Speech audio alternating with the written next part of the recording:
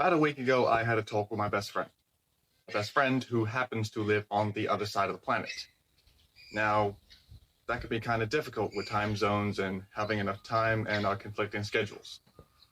Yet, back in the day, when people had to communicate with their friends that were in other places, they had to actually write a note, parcel that up, put it in a mailbox, and wait for it to get delivered, and then wait for a response.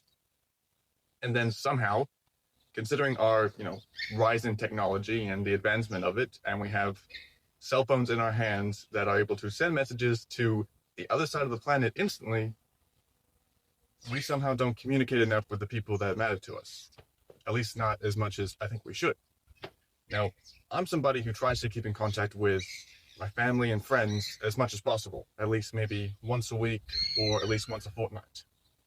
I have a cousin who lives in Australia. I try to message him once a week. I have a best friend who lives in Finland. I try to contact him at least once a fortnight. Yet, as easy it is for us to actually contact people with the phones that we have in our hands and the resources we have available to us, we don't do it as much as we should. And I think it's that disconnect. It's because they're not as close to us as they used to be that we just kind of forget. At least that's what it feels like for me. I could be the only one, or you could share the same kind of feeling. But it's like my Nana explained to me. Back in the day, when she had to keep in contact with people, that's the way they had to do it, through letters. And you had to actually have to wait for the letters to be delivered, for that person to write a response, and then get that letter delivered back to you. And it's so much simpler now, yet we find it as difficult as what it was back then. I don't understand how or why, but it's a bit different. I think it's important to keep in contact with the people you care about. It doesn't have to be as frequently as what I do. It doesn't have to be every week or every fortnight.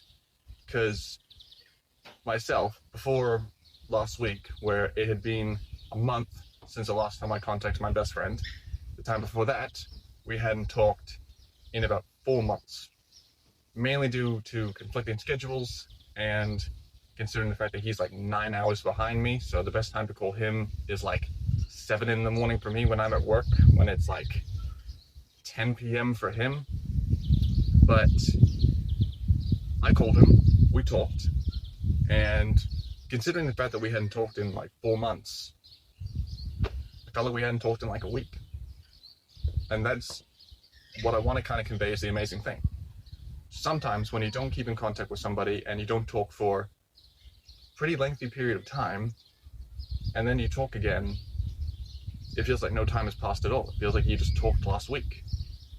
But I think it is important to try and keep in contact with the people you care about and try and talk to them more, because it is kind of disheartening, I kind of feel, to lose contact with the people that you care about and people that you're familiar with, just because sometimes it's inconvenient and other times it's just something that is kind of like pushed to the back of your mind. So if I want to leave you with anything, I'll leave you with this in this video, is try and keep in contact. It's so much simpler now and easier, yet somehow we find it so much more fundamentally difficult to try.